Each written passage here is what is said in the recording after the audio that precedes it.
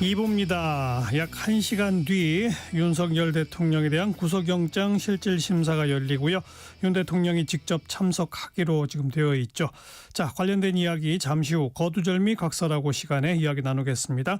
KBS 1라디오의 모든 프로그램 유튜브에서도 함께할 수 있습니다. 실시간 방송 보실 수 있고요. 정치, 경제, 사회, 문화 다양한 주제의 콘텐츠들 마련되어 있어요. KBS 1라디오 유튜브 채널 구독, 좋아요, 댓글 많이 부탁드립니다. 토요일 2부 출발하죠.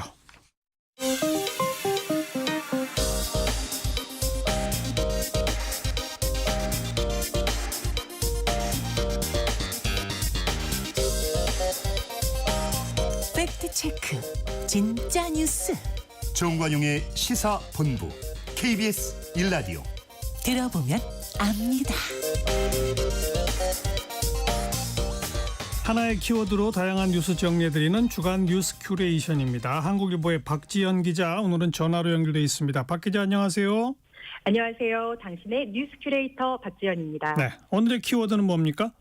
예, 오늘의 키워드 사투입니다. 사투, 목숨을 건 싸움 이거죠? 그렇습니다. 네.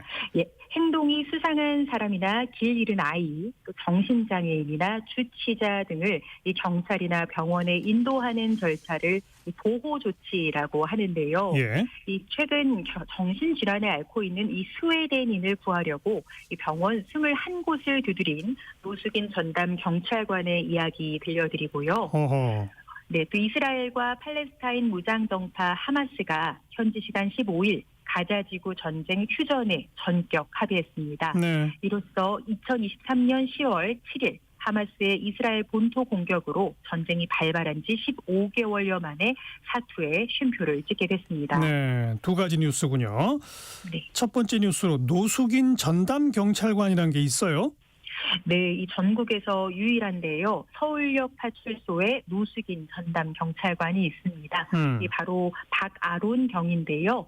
이 박경희는 2020년 5월 서울역 파출소에 배치된 이후 5년째 줄곧 노숙인 업무를 맡고 있습니다. 그런데요, 그 경찰관이 무슨 보호 조치를 했다고요?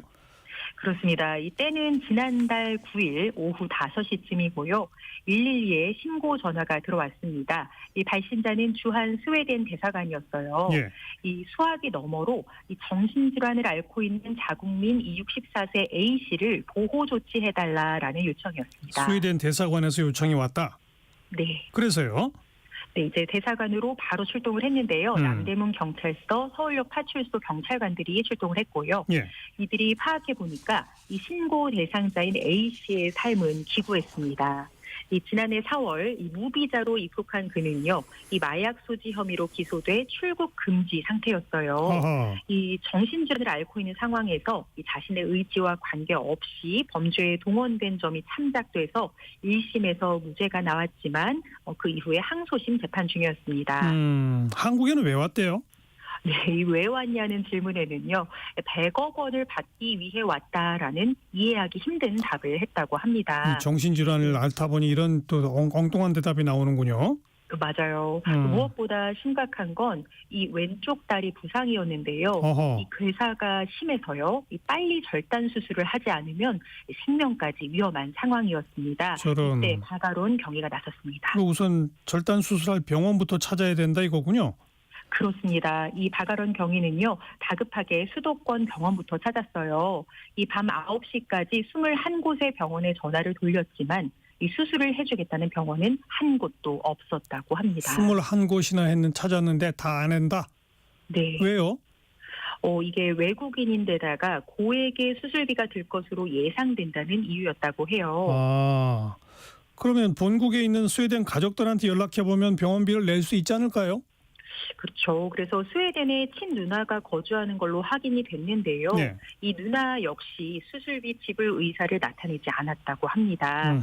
예, 병원 관계자들은 나중에 수술비를 정부에 요청해도 못 받는 경우가 허다하다면서 난색을 표했습니다. 아하, 정부 지원을 못 받을 걸 감수하고 무료로 치료해 줄 곳 이렇게 찾아야 되는데 그게 쉽지 않았다 이거군요.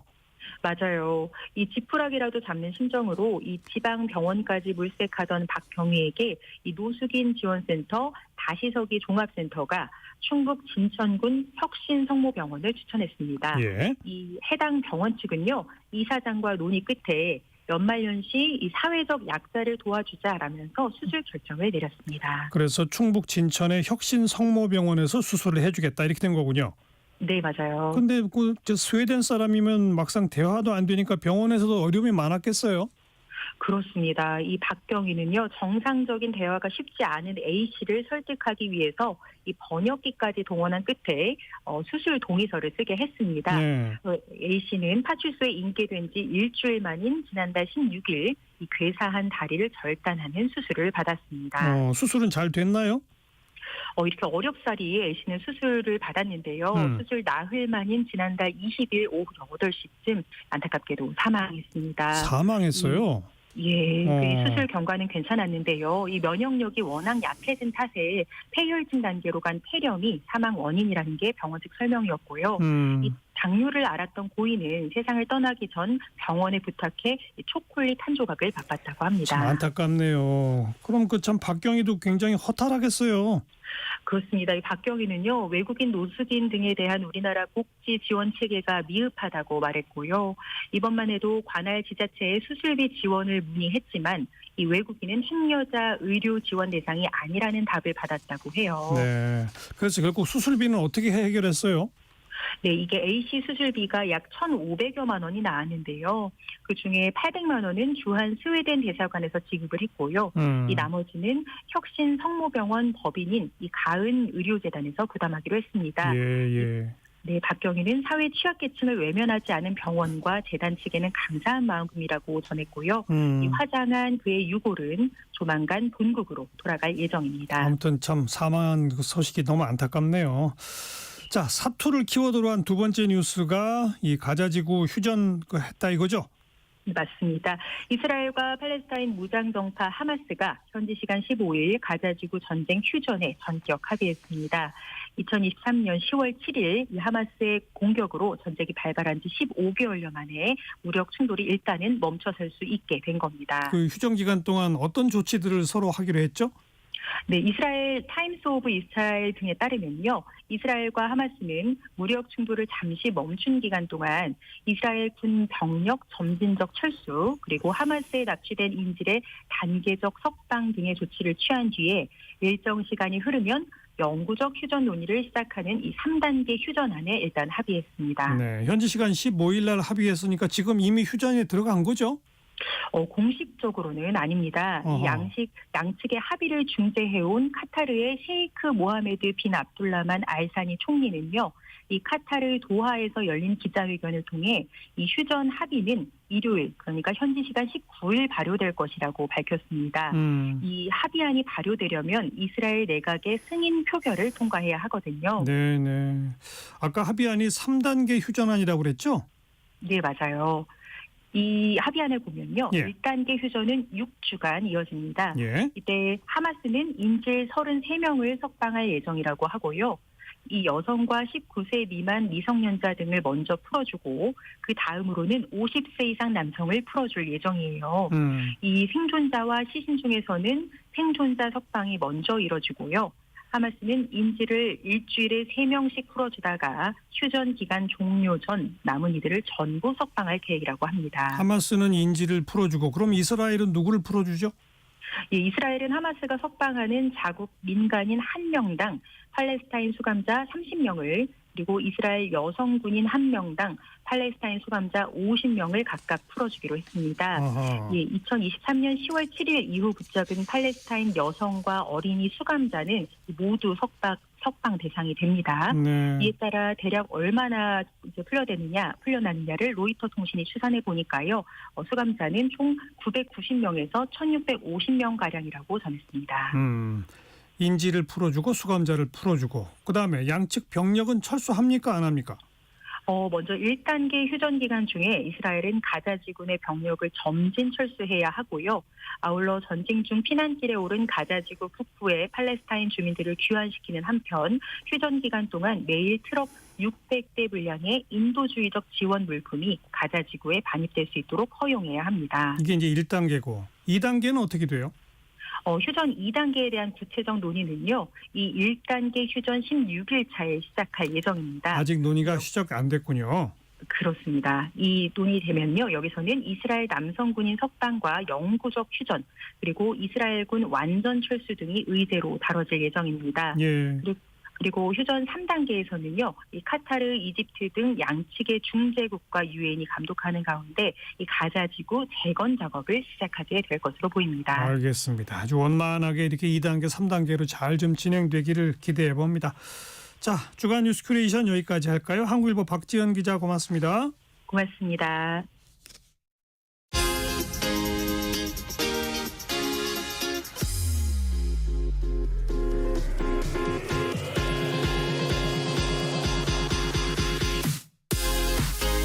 대한민국 시사의 중심 토요일 일요일 낮 12시 10분 KBS 1라디오 정관용의 시사본부.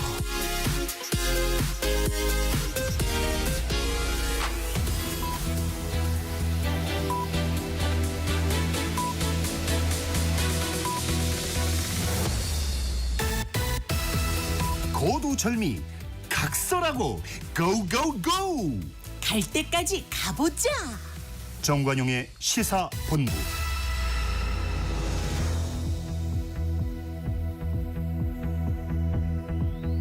주요 정치 이슈들 거두절미하고 알맹이부터 토론해보는 거두절미 각서라고 합니다. 국민의힘 대변인 지내신 송영훈 변호사, 더불어민주당 법률위원회 부위원장 지내신 장윤미 변호사 두 분 오늘도 나오셨어요. 어서 오십시오. 네, 안녕하세요. 네, 안녕하세요. 자, 전반부 공통질문 금주의 뜬 인물, 진 인물. 송영훈 변호사 뜬 인물. 예, 금주의 뜬 인물 이창용 한국은행 총재입니다. 그 이창용 총재는 그동안에도 이제 중앙은행 수장으로서의 역할뿐만이 아니라 우리 사회가 가야 할 길에 관해서도 틈틈이 발언을 해와서 그때마다 주목을 받았었죠. 그런데 이번 주 목요일에 이런 발언을 했습니다. 그 이재명 대표가 전 국민 25만 원 지원 이걸 계속 주장하고 있는 것에 대해서 전 국민 대상으로 막 무차별 지원하는 것보다 자영업자를 타깃해서 지원하는 것이 당연한 것 아닌가요? 이렇게 해서 공개적으로 반대 의견을 표명했거든요. 이창용 총재가 그동안에도 이슈와 현안에 대해서 입장을 밝혀온 측면에 비춰보면은 그렇게 놀라운 일은 아닙니다만은 중요한 것은 여기에 대한 반응입니다. 지금 의외로 이 메시지가 굉장히 주목을 받고 있고 특히 한 그 종합편성 채널 같은 경우에는 유튜브에서 이 2분짜리 짧은 스트레이트 뉴스 영상이 지금 조회수가 34만 회를 돌파했다고 합니다. 그 정도로 이례적인 주목을 받고 있는데 그만큼 이재명 대표가 추구하는 정책에 대해서 그 보수층 나아가 중도층의 반감이 투영된 결과인 것으로 보여서 금주의 뜬 인물로 좀 주목을 해봤습니다. 네, 장윤미 변호사는 뜬 인물. 저는 오동훈 공수처장 꼽아왔는데요. 사실 지난 1월 3일 이제 체포영장 단행이 실패로 돌아가고 나서 공수처 존폐 이야기까지 나올 정도로 조직이 휘청거렸는데 어쨌든 뭐 여러 사정이 좀 변경된 점도 있습니다만 공수처가 체포영장 집행에 종국에는 이제 성공을 해서 그래서 2주에 뜬 인물로 한번 꼽아봤습니다. 네. 자, 금주의 진 인물은요, 송영훈 변호사. 예, 금주의 진 인물 민주당 이재명 대표입니다. 지금 이렇게 대통령이 체포되고 또 구속영장 심사를 받는 상황에서도 뒤에서 아마 말씀드릴 기회가 있겠지만은 민주당의 지지율이나 이재명 대표의 지지율은 오르지 못하고 정체되거나 하락기에 있죠. 예. 자, 그런 상황인데 그 배경에 있는 것 중에 하나가 이른바 카톡 계엄령 논란입니다. 그러니까 국민들의 SNS에 관해서 공당이 적극적으로 고발을 하고 처벌을 받게 하겠다. 이런 민주당 전용기 의원의 그 주장이 지난주에 있지 않았습니까? 그런데 이것에 대해서 사실 이재명 대표가 이걸 잠재우기는커녕 오히려 이번 주 월요일 최고위 발언에서 이런 움직임들이 결국은 이재명 대표 개인으로 인한 것이 아니냐 이렇게 보이게끔 하는 발언을 했습니다. 그러면서 이재명의 아버지가 담배대금을 떼먹고 도망을 갔다느니 이 아무개가 어릴 때 감옥을 갔다 왔다느니 이런 것들을 아직도 카톡방에 뻔뻔스럽게 뿌리고 있지 않느냐. 라고 하면서 상당히 개인적인 동기에서 민주당에 이런 정책이 나온 것처럼 의심케 하는 발언을 했어요. 그러면서 우리 민주당의 역량을 총동원해서 엄중하게 책임을 묻고 반드시 이 사회에서 퇴치하도록 하겠다. 이렇게 얘기를 했는데요. 자, 물론 가짜뉴스는 근절해야 되는 게 맞습니다. 그러나 국민들의 사적인 SNS까지 공당이 사찰 내지는 검열하듯이 해서 적극적으로 처벌을 받게 하겠다고 한다면 그것은 국민들께서 환영하시기 대단히 어려운 일이겠죠. 이런 점에서 이재명 대표의 성찰이 요구된다고 판단됩니다. 금주의 진인물로 선정하겠습니다. 민주당 지지율이나 뭐 이재명 대표 지지율 얘기는 이따가 후반부에 집중적으로 나누고 지금 이른바 카톡 계엄령에 대해서는 장 변호사 뭐라고 한마디 하시죠? 일단 그런 것 같아요. 이제 국민의힘에서는 사찰이다, 검열이다 이런데 사실 법리적 맞지 않죠. 이제 검열이라는 거 기본적으로 사찰 들여다본다라는 건 사전적인 거잖아요. 그러니까 헌법에도 위반되고 그건 뭐 민주당이 할 수도 없는 거고. 다만 이제 가짜 뉴스 내지는 뭐 이 내란과 관련해서 굉장히 선전을 하는 좀 위험한 발언에 대해서는 이거는 기존의 이제 형법 체계로도 이제 처벌을 받는 건데 그러니까 이걸 자체는 문제가 법리적으로 없다라고 생각합니다만 다만 이제 정치 영역에서 시민들이 이거를 어떻게 받아들이느냐 그 인지의 문제에 있어서는 좀 신중할 필요가 있었다는 생각이 그렇죠? 예, 드는 국면이 있는 것 같습니다. 네. 그러니까 제가 한 이제 병원에서 대기를 하다가 어떤 분들이 이젠 카톡도 들여다본데 그러니까 뭐 말이에요. 이런 이야기를 실제로 하는 걸 보고 이게 시민들께 좀 오해를 드렸을 수는 있겠다. 지금도 이제 많은 분들이 그냥 돌리기만 하면 배포만 하면 내가 받은 글을 누군가에게 유포만 하면 처벌을 안 받는다고 생각하시기도 하는데 그렇지는 않거든요. 그래서 뭐 AI 시스템으로 가짜 뉴스 같은 걸 막 이제 점검을 할 때도 해당 플랫폼들에서 뭐 이건 받은 걸로써 뭐 배포를 해도 문제되지 않습니다. 이것도 이제 가짜 뉴스가 유포된 하나의 좀 전형으로 이걸 넣어서 돌려본다고도 하더라고요. 다만 이런 부분과 관련해서 이런 기자회견을 하고 이거 민주당의 어떤 상황으로 언급을 할 때는 맥락이란 게 있다 보니까 이런 이 계엄 상황과 관련해서 민주당이 조금 좀 한 발짝 더 나간 거 아니냐라는 비판은 그렇죠. 좀 겸허히 수용할 필요가 있어 보입니다. 네.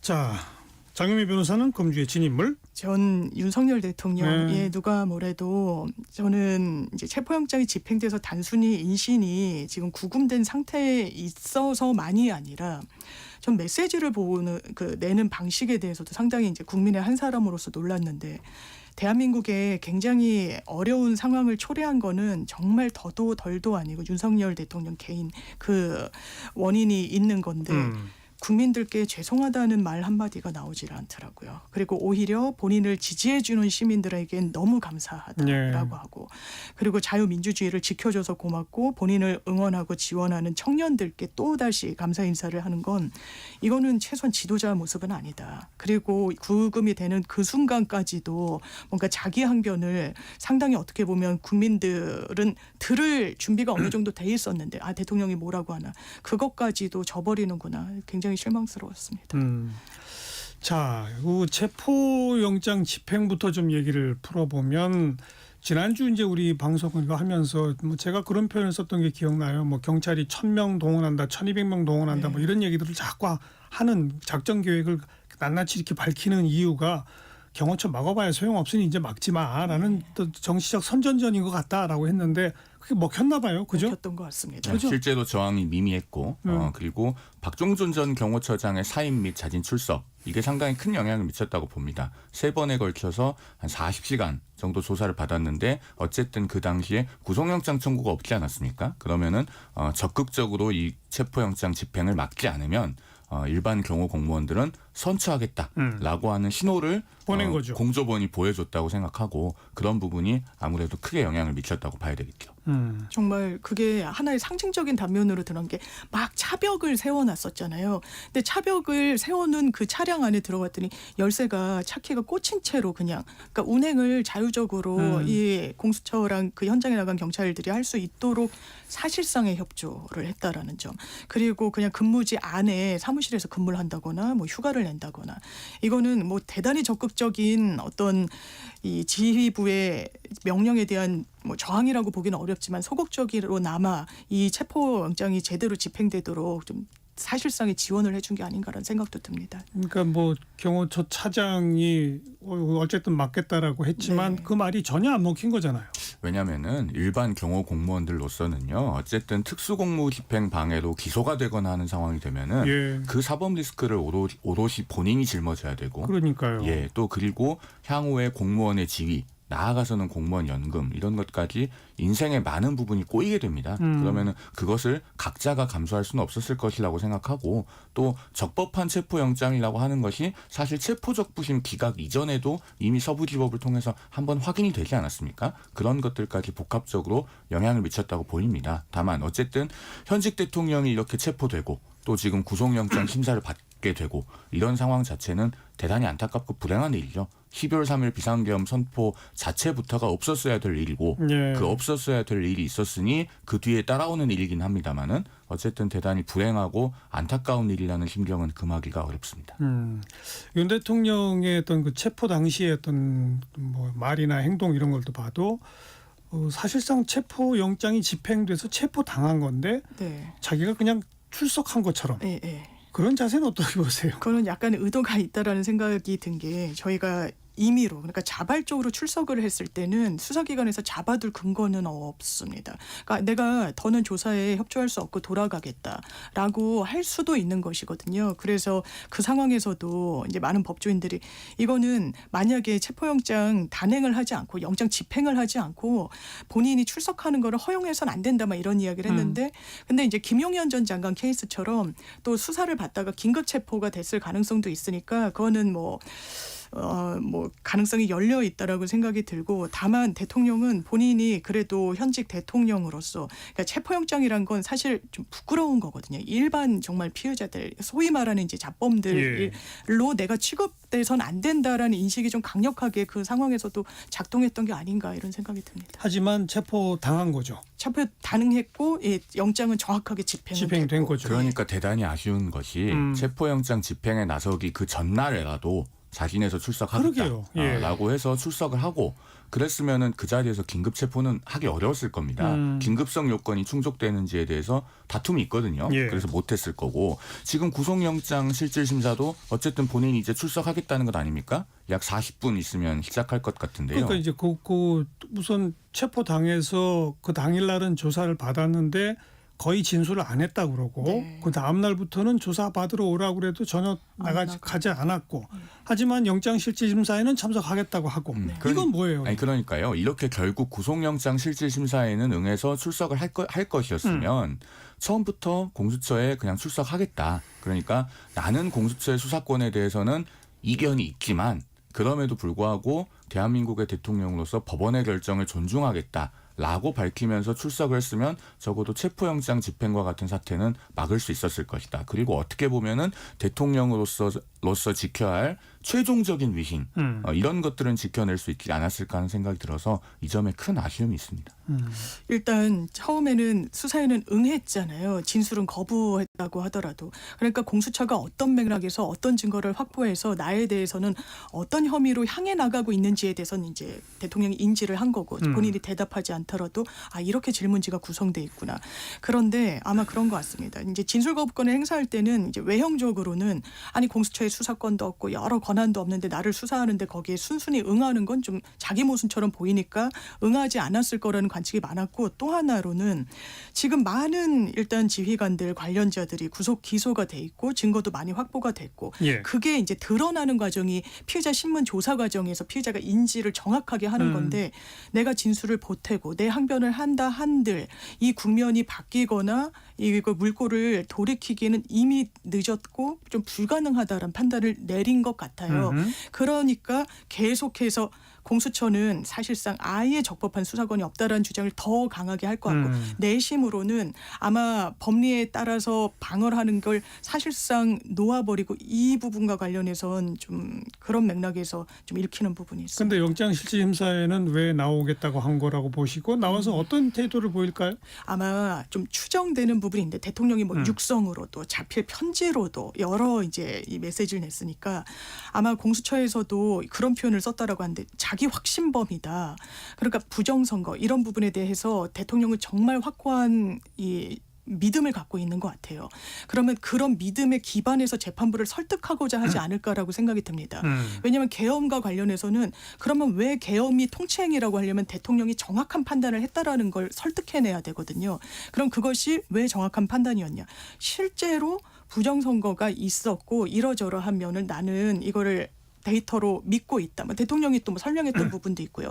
이런 항변을 할 걸로 보이고 그거를 대리인을 통해서는 주장이 정확하게 관철되지 못할 거란 판단을 대통령이 한 것 같아요. 처음엔 안 나간다고 했다가 다시 나간다고 했다가 왜냐하면 특히 형사 절차에서는 자신을 방어해 주는 건 대리인보다는 본인이 더 확실하게 할 수는 있거든요.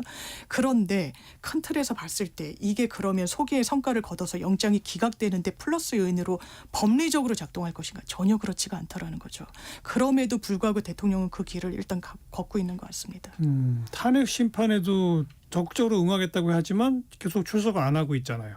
앞으로 만약에 이제 윤 대통령이 구속이 된다면 구속된 상태에서 본인의 탄핵 심판에는 계속 출석하겠다고 나올 가능성이 저는 높다고 봅니다. 오늘 구속영장 실질심사에 본래는 출석하지 않겠다고 했다가 입장을 바꿔서 나오겠다고 하는 것이 저는 그 신호탄이라고 보거든요. 그러니까 오늘도 아마 이제 그 판사 앞에서 어떤 주장을 할지는 직접 생중계는 안 되고 변호인들을 통해서 전원이 되겠습니다마는 탄핵 심판은 지금 중계가 되잖아요. 영상으로 중계가 되기 때문에 결국에는 본인의 지지층에게 어떤 던지기 위한 메시지를 전달하는 차원에서도 적극적으로 출석을 하고 본인이 발언을 하고 이런 상황들이 앞으로 상당 부분 나올 걸로 봅니다.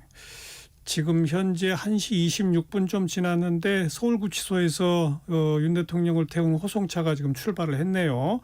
서울 서부지법으로 이제 가서 영장 실질심사가 2시에 이제 바로 시작이 될 예정인데 구속영장 발부되겠죠?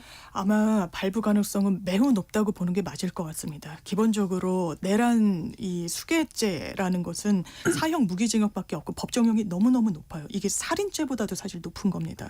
그러면 기계적으로 내가 이런 혐의를 받고 있으면 도주랑 증거인멸의 우려는 당연히 객관적으로 높다고 판단받을 수밖에 없고 실제로 현직 대통령이기 때문에 도주 우려 지금 구금된 상태입니다만 다소 낮다면 증거인멸의 우려가 사실상 좀 높다라고 보여지고 있고 그런 흔적들은 이미 많이 좀 나와 있는 것 같아요. 밑에 이런 김용현 전 장관한테 좀 책임을 미루는 듯한 부분들 그리고 계엄이 끝난 이후에도 그 사령관들과 통화를 시도하고 비아폰으로 이런 부분들 때문에 영장 이게 어느 정도나 한 4-5시간 지금 예상이 되고 있긴 한데 신문 시간에만 더 길어질 수도 있어 보이고 지금 구속영장 청구소만도 150쪽이 넘는다 이렇게 나오기 때문에 아마 새벽 시간 한 내일 새벽쯤에 결과가 일단 발부로 나오지 않을까 생각합니다.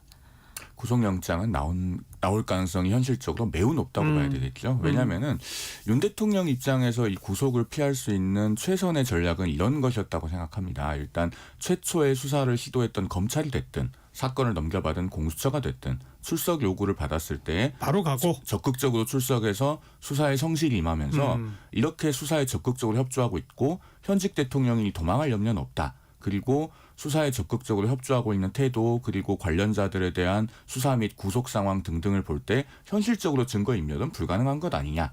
그러면은 어쨌든 현직 대통령이니 국격을 고려해서 구속만은 하지 않는 것이 바람직하다. 그리고 탄핵 심판이 적어도 마쳐질 때까지는 그 탄핵 심판에 성실하게 임할 수 있는 기회를 보장하기 위한 차원에서라도 구속은 바람직하지 않다. 이렇게 호소하는 것이 거의 유일한 전략이었다고 보여져요. 그런데 그동안에 이제 우리가 그 체포영장의 집행을 저지하는 과정을 다 봤지 않습니까? 그렇기 때문에 이런 논리는 이제 구사할 수가 없는 상황이 됐고 그렇다면은 이제 도망할 염려는 없다고 하더라도 그 대법원 인신구속 예규에 보면은 증거인멸의 우려를 판단을 할 때 그 피의자 측이 피해자 등 증인에 대하여 어느 정도의 압력이나 영향력을 행사할 수 있는지 여부 이걸 보게 되어 있습니다. 즉 사실상의 영향력을 보는 거거든요. 맞아요. 대통령이 직무가 정지됐다고 하지만 현실적인 그 사실상의 영향력은 여전히 남아있다고 봐야 되기 때문에 구속 가능성을 피하기가 대단히 어렵다라고 보여집니다. 네. 그리고 앞으로는 탄핵 심판에 구속된 상태이지만 적극적으로 출석할 걸로 보인다. 네. 그런 얘기고 그럼 계속 기존의 태도를 가지고 저 대통령의 고유 권한인 헌법상 고유 권한인 계엄을 했을 뿐이다라고 하는 논리를 계속 펼 거다 이렇게 보신다는 거죠. 그렇게 계속 주장을 할 것인데 저도 그 주장에 동의하기가 매우 어렵고 지금 헌법재판관들도 동의하기가 매우 어렵다는 심증을 사실상 그 헌법재판소 대신 판정에서 드러내고 있습니다. 계속 보여주고 있죠. 그렇죠. 2차 변론길에 그 부정선거론에 관해서 그 윤 대통령의 대리인단이 이야기를 하니까 사실 그 재판관들이 변론 기회를 부여하는 시간 그리고 변론을 듣는 자세 이런 것에서부터 이미 수긍하기 어렵다는 시그널이 명확하게 드러나고 있습니다. 네.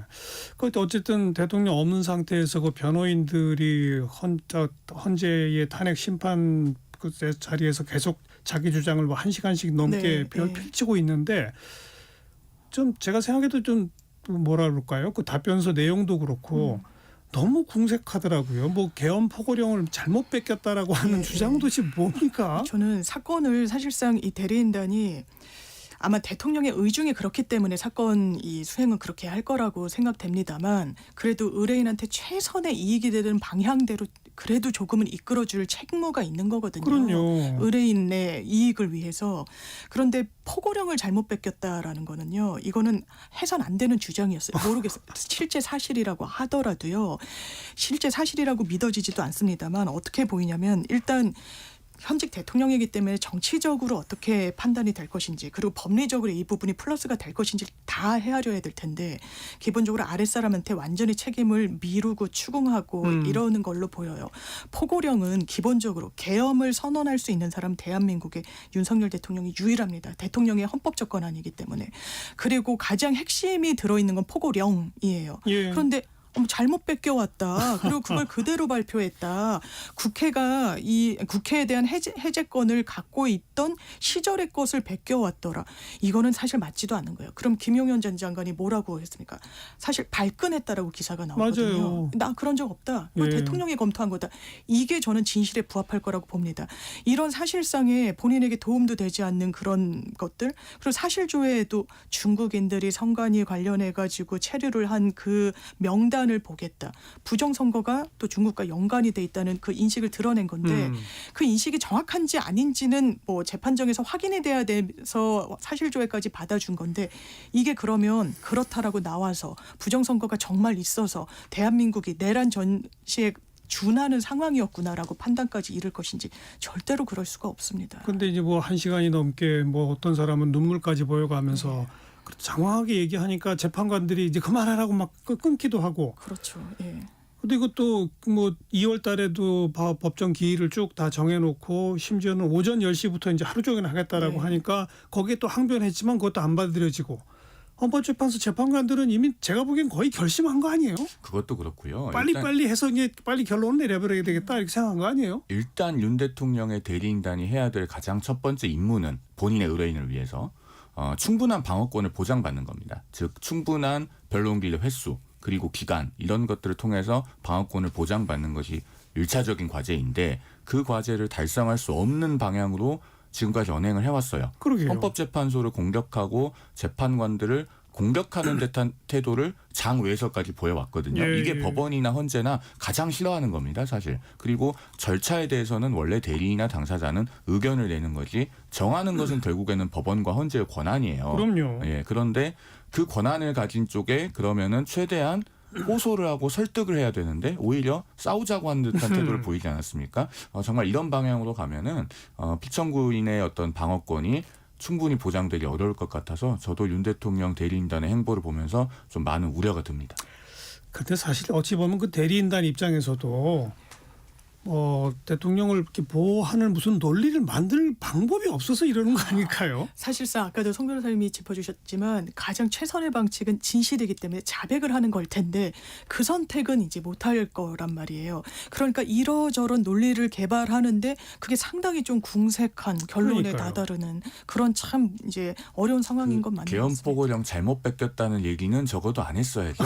설령 그게 사실이라고 하더라도 그런 답변서 내서 뭐 하겠습니까?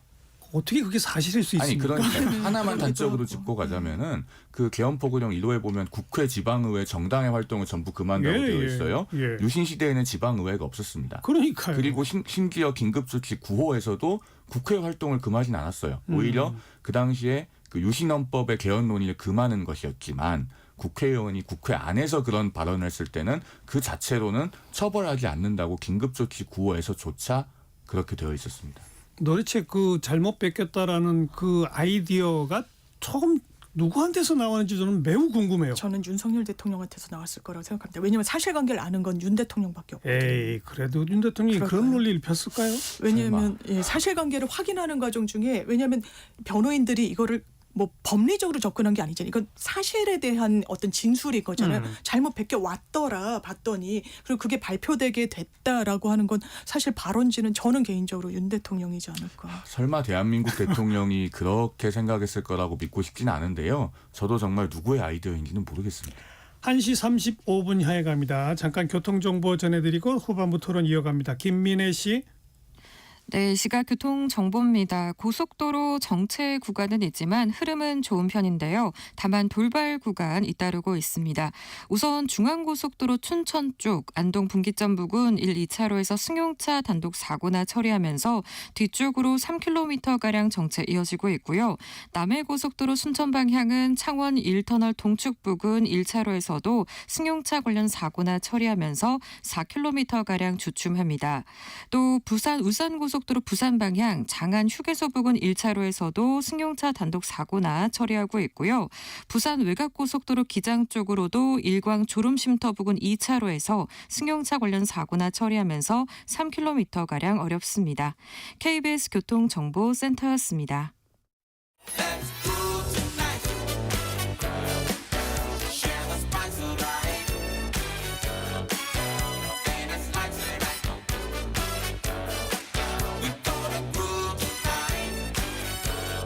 국민 MC 정관용. KBS 1라디오 정관용의 시사본부.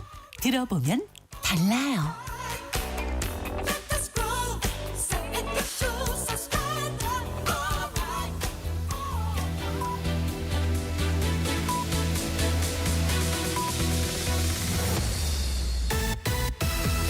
고두절미 각설하고 고고고. 갈 때까지 가보자. 정관용의 시사본부. 매주 토요일 2부 거두절미 각설하고 국민의힘 대변인 지내신 송영훈 변호사, 더불어민주당 법률위원회 부위원장 지내신 장윤미 변호사와 함께하고 있습니다. 후반부 공통질문 금주의 핫한 한마디 송영훈 변호사. 예, 금주의 핫한 한마디는 조금 무거운 마음을 갖고 그리고 한편으로는 화가 나는 마음을 억눌러가면서 말씀을 드려야 될 것 같습니다. 그 전광훈 목사가 이번 주 목요일에 유튜브에서 했다고 하는 발언이거든요. 지금은 때가 아니니까 언제든지 내가 죽을 기회를 줄 테니 조금만 더 기다려서 효과 있는 죽음을 해야 한다. 이게 지금 언론에 대대적으로 보도가 됐는데 제가 보면서 정말 눈을 의심했습니다. 그 이번 주 수요일에 이제 윤 대통령이 체포되고 나서 공수처 과천 청사 부근에서 60대 남성 한 사람이 분신을 시도했죠. 굉장히 불행한 일인데, 자, 전광훈 씨의 주장은 이런 일이 있고 나서 자신에게 나도 죽겠다라고 하는 전화가 수백 통 왔다는 겁니다. 그러니까 이 사람들에게 내가 죽을 기회를 언제든지 줄 테니까 조금만 더 기다려서 효과 있는 죽음을 해야 한다, 이런 얘기를 했다는 거예요. 그러면서 행동할 때에는 때와 시간을 잘 봐야 한다. 이게 목사를 자처하는 사람이 할 수 있는 이야기인가. 그리고 설령 목사를 자처하는 사람이 아니라고 하더라도 우리 대한민국 시민 누구라도 할 수 있는 이야기인가라는 생각이 들어서 참 경악스럽습니다. 1991년 4월에요. 그 시위를 하다가 명지대생 강경대 군이 백골단에게 맞아 죽었습니다. 그런 일이 있으니까 그 뒤로 한 달간 9명이 연쇄 분신을 하는 아주 참담한 일이 있었거든요. 그때 김재하 시인이 조선일보에 칼럼을 기고하는데 그 칼럼의 제목이 죽음의 굿판을 걷어치워라 였습니다. 그런 불행한 일이 다시는 우리 역사에서 반복되면 안 됩니다. 반대쪽에서 반복되려고 하는 조짐이 있는 것 같아서 제가 이 방송을 통해서 공개적으로 경고와 더불어서 간곡하게 부탁드립니다. 죽음의 굿판이 다시는 벌어져서는 안 됩니다. 네. 자, 장유미 변호사 금주의 한마디. 네, 저는 그러니까 윤석열 대통령이 참으로 좀 놀랍다는 생각을 개인적으로 합니다. 이를테면 체포영장이 집행돼 갔는데 집행이 완료됐다라고 했을 때 영상을 하나 남겼다고 네. 속보가 뜨더라고요. 그 놀랍고 그 영상에 담긴 메시지는 더 사실상 충격적이고 그리고 그 새벽에 뭐 샌드위치를 쌌다. 그러니까 이 상황을 어떻게 인지하고 있는지의 어떤 상징적인 단면 같았는데 말 중에 이 영상에 이런 말이 있더라고요. 수사기관이 거짓 공문서를 발부해서 국민들을 기만하는 이런 불법이 자행되고 있다. 개탄스럽지 않을 수 없다.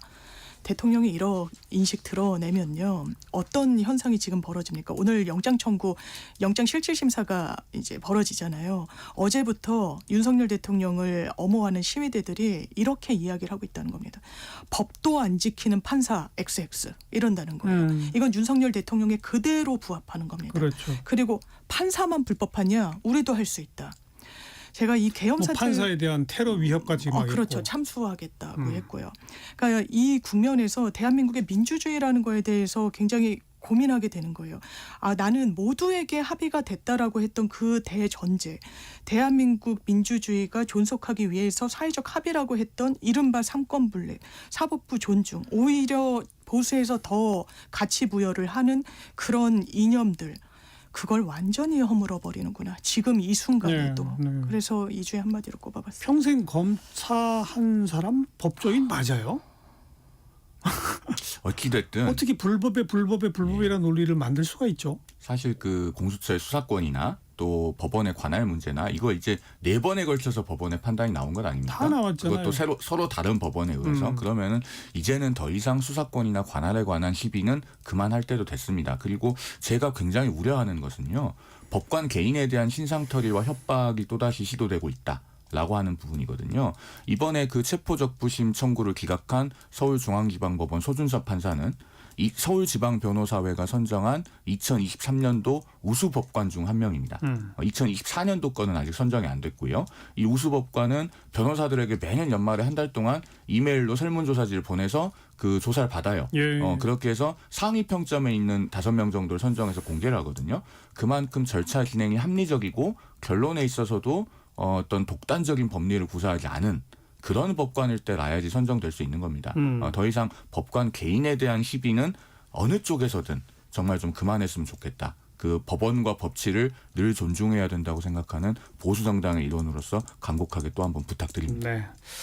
근데 아무튼 앞으로 탄핵 심판 과정이 끝날 때까지 줄곧 그 궤변적 논리를 우리가 들어야 되는 거죠? 들어야 되는 거죠. 예. 왜냐하면 저는 그러니까 이를테면 사회적 목소리가 8대 2로 돼 있어도 언론에서는 5대 5로 다룬다는 저도 그랬던 거 같고 이제 기자를 할 때 그게 과연 맞느냐라는 사실 문제의식을 대단히 많이 갖게 되기도 하고요. 다만 이거는 어쨌든 탄핵 심판이란 절차를 보도하는 데 있어서는 예. 일방의 의견이 당연히 이제 중요하게 보도될 수밖에 없죠. 없으니까 계속해서 이 거듭되는 주장을 국민들이 들어야 될 것 같습니다. 자, 이제 지지율 얘기 좀 해봅시다. 네. 민주당 분위기 어때요? 일단 놀랍죠. 놀라움이 있고 저는 개인적으로 대단히 좀 엄중하게 새겨야 된다라고 생각이 들고 다만 여러 분석이 있는 것 같습니다. 지금 보수층이 너무 이제 위기다 보니까 이게 여론조에 좀 대단히 우리가 적극적으로 좀 응하자는 이런 부분들 과다 표집됐다는 부분들 없지는 않을 거라고 생각합니다만 이 여론조사 추이를 보건대 이런 지금도 거의 한 70%가 대통령 탄핵에 찬성하는 목소리가 있고 근데 그것을 민주당이 온전히 담아내고 있지 못한 부분은 있는 것 같아요.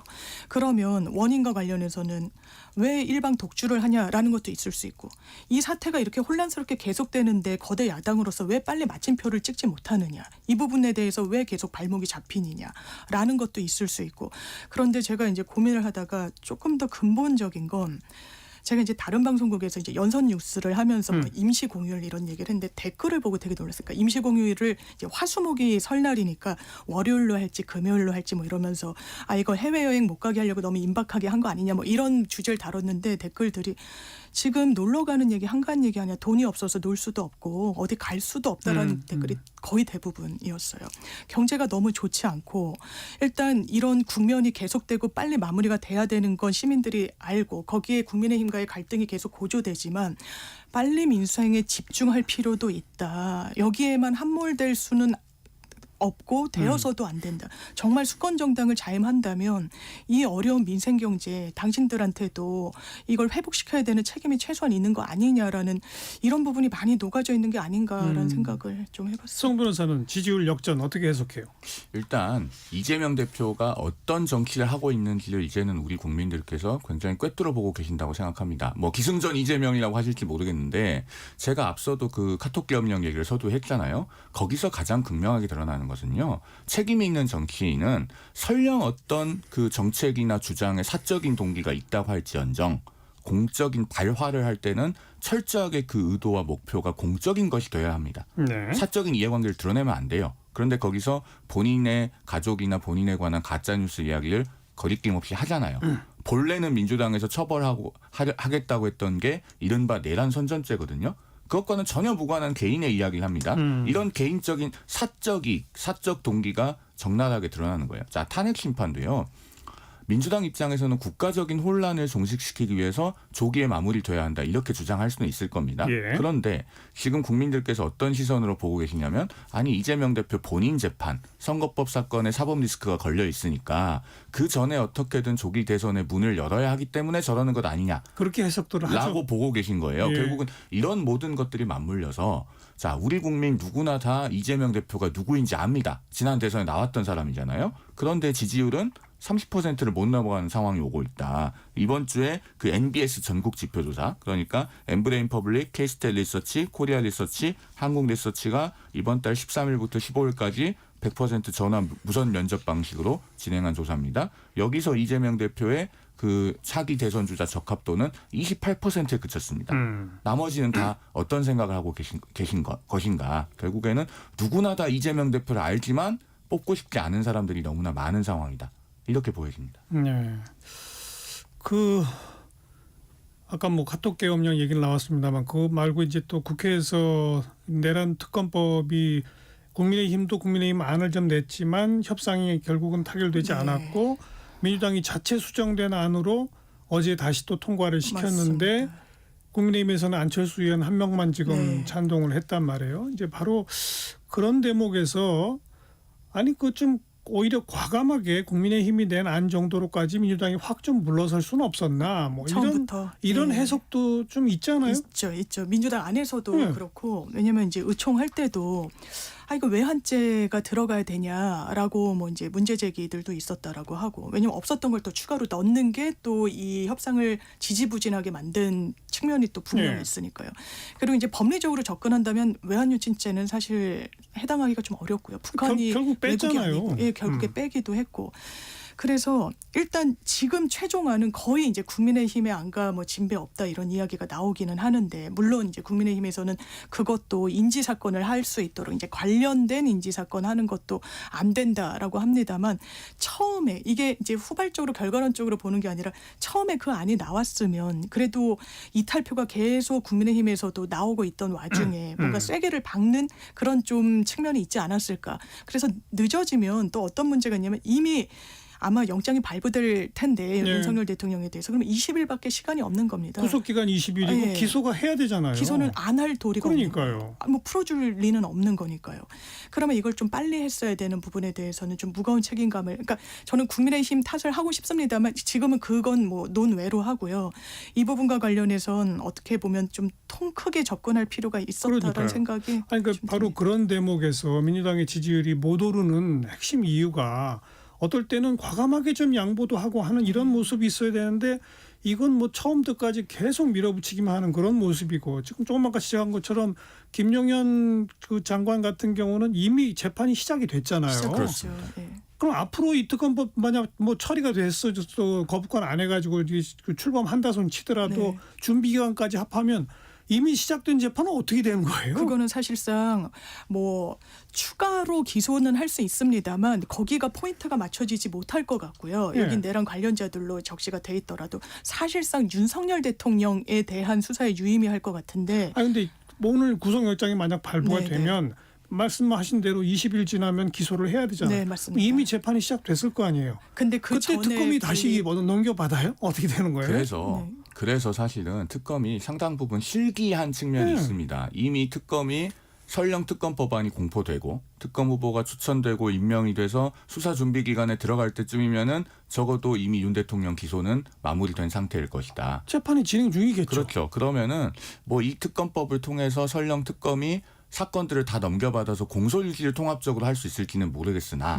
지금도 군인이 아닌 사람들에 대해서는 검찰이 통합적으로 공소유지를 하고 있습니다. 네. 그리고 공수처는 기소권이 없어서 어차피 검찰에 넘겨서 검찰이 기소해야 돼요. 그렇죠. 사실상 통합적으로 공소유지가 되고 있는 셈이어서 이 특검의 효용이 얼마나 있을 것인가. 그러니까 공수처가 윤 대통령의 체포영장을 집행하기 전에 여야가 특검에 합의를 했으면 제가 지난주에 우리 방송에서 말씀드렸던 것처럼 그 체포영장 집행을 둘러싼 어떤 극도의 대립, 혼란 이걸 끝낼 수 있었다는 점에서 큰 의미가 있었어요. 그러나 지금은 타이밍을 많이 놓친 것이 아닌가 하는 생각이 들고 전반적으로 보면은요. 이 계엄 선포 이후에 그 후의 대처는 사실상 야당이 한 달 동안 완벽하게 주도권을 갖고 있었습니다. 그런데 야당이 주장하는 대로 해봤더니 문제가 해결이 안 됐어요. 김민석 수석 최고위원 검찰이 손 떼고 공수처에 넘기려고 했습니다. 공수처가 사건을 맡아서 큰 혼란이 있었잖아요. 그다음에 야당이 굉장히 강경한 특검안을 내서 일방적으로 통과를 시켰더니 결국 국회로 되돌아오고 특검 출범도 못했어요. 이런 것들이 사실은 국민들의 수권 능력에 대한 판단 하나하나에 다 영향을 미친다고 봅니다. 저는 그냥 단순히 윤 대통령까지 이미 재판이 시작됐는데 특검이 출범하면 재판 잠깐 스톱하고 다시 수사할게요. 이게 말이 되냐고요. 아니 그건 안 되고 아마 제가 봤을 땐 이 내란 특검과 관해서 가장 유의미한 지점은 사실상 수사를 더 보태기는 뭐 시기도 많이 지나기도 했고요. 다만 윤석열 대통령이 계속 수사권 이야기를 하잖아요. 근데 내란 특검은 수사권과 관련해서 이의 제기를 할 수 있는 그 원천적인 그 전제를 완전히 해결하는 부분이어서 왜냐하면 지금 뭐 경찰에만 있는데 왜 공조본이 했니 또 뭐 검찰은 왜 했니 뭐 이런 부분이 있지 않습니까? 그래서 특검은 빨리 저는 이제 권한대행이 대통령 권한대행이 거부권 행사하지 않고 이 부분으로 기소 전에 발족을 시켜서 이 특검 팀에서 기소를 하는 것으로 좀 가는 것이 가장 순리에 맞고 자연스럽다 이렇게 생각합니다. 뭐 100일의 수사 기간을 지금 뒀는데 맞습니다. 100일씩 뭘 수사하죠? 그러니까요. 지금 검찰, 경찰, 공수처는 벌써 한 달여 만에 다 끝내버렸는데. 그렇죠. 100일까지는 필요하지 않을 것 같습니다. 그렇습니다. 네, 그리고 그래서 그런 의미에서 아까 제가 민주당 안에서도 그런 얘기가 일가구 있다는데 과감하게 이럴 땐 그럼 국민의힘이 난 그 특검법안 그대로 합시다. 해버릴 수 근데 없느냐는 국민의힘이 거죠. 내지는 않아. 아니 그래도 의견은 정리했잖아요. 냈는데 사실상 거의 다 받기는 해서 이번 안이 뭐 그건 거의다라고 하지만 인지사건 수사 인지 여부라고 하나가 좀 하는 나올 것 것이 같습니다. 국민의힘 입장에서는 굉장히 이건 조기 대선 국면에서 자기네 국민의힘 의원들 다 수사하겠다는 거 아니냐는 식의 반발이 나올 수 있거든요. 그런데 과감히 그런 거 빼버리면 어떻습니까? 근데 일반 사건에서도요 수사를 하다가 별건 수사 막 이제 여야 다 이제 문제를 삼잖아요. 근데 별건 수사 자체가 불법은 아닙니다. 수사기관으로선 어떤 A라는 수사를 하다가 B라는 범죄의 단서를 인식하면 당연히 수사를 하는 것이거든요. 그래서 그런 차원에서 이것을 사실 넣고 빼는 게 엄청 중요한 게 아님에도 불구하고 저는 개인적으로 국민의힘이 이 특검법의 이 발족을 실제로 이게 진심으로는 원하지 않아서 계속해서 원래는 이거 제3자 추천이 문제였다. 그래서 고쳐오면 이번엔 이게 문제다. 또 고쳐오면 이번에는 또 뭐 관련 수사 이런 식으로 계속 행태를 보였기 때문에 전 그 부분에 대해서도 국민들의 판단이 있을 거라 생각합니다만 일단 그 부분을 그냥 막아서는 하나의 주장으로 세우기는 되게 좀 부족하지 않나라는 생각을 합니다. 어쨌든 이제 약 8분여가 있으면 윤 대통령에 대한 구속영장 심사가 시작이 될 거고 오늘 밤늦게 내일 새벽 정도면 결과가 나올 텐데 이제서야 특검법안이 정부에 이송이 되어봤자 그러니까요. 늦어도 많이 늦었다. 그래서 다시 한번 무슨 효용이 있겠는가라는 말씀을 드릴 수밖에 없겠습니다. 하여튼 그런 의미에서 이제 우리가 국민의힘과 민주당의 지지율 얘기를 하다가 여기까지 온 거 아니겠어요? 바로 그런 의미에서 민주당이 조금이라도 자기 지지율을 정말 그 탄핵 반대하는 목소리 정도를 다 수렴할 정도로 가려면 뭔가 좀 신속하면서도 과감한 그런 어떤 조치들이 있어야 되는데 너무 부족해 보인다 그런 거죠. 그런 부분은 좀 새겨야 될 부분이 분명히 있다라고 생각하고 저는 다만 일단 이제 이재명이라는 사실상의 민주당의 상수가 있고 국민의힘의 주자들의 지지가 상당히 좀 눈길을 끌던데 김문수 장관의 선전 근데 인데 1, 2등이 거의 2%밖에 차이 안 나던데요. 오차 범위에 있는데 아마 누가 이렇게 해석하시더라고요. 이제 외부에서 주자를 꼬지는 않을 거다. 그러면 이제 한동훈 장관으로서 좀 어려워 보이는 부분이 있는 거고 내부에서 찾을 때 일단 지지가 확고하게 굳어진 아주 강성 우파가 이 지지율을 담고 있는데 이게 지속될 것이냐. 이 부분은 또 국민의힘의 물론 숙제인 것 그렇죠. 같습니다. 비대위원장의 당대표까지 했는데 이제 외부 인사는 아니죠. 어쨌든 지금 현재 물망에 올라 있는 분들 중에서 조기 대선이 열린다면 여당 대선 후보도 결정이 될 것이다라는 정도로 말씀을 드릴 수 있을 것 같습니다. 자, 거두절미 각설하고 오늘 여기까지 하겠습니다. 국민의힘 송영훈 변호사, 더불어민주당 장윤미 변호사 두 분 수고하셨습니다. 감사합니다. 감사합니다. 마음과 마음이 부르는 그대 먼 곳에 들으시고 내일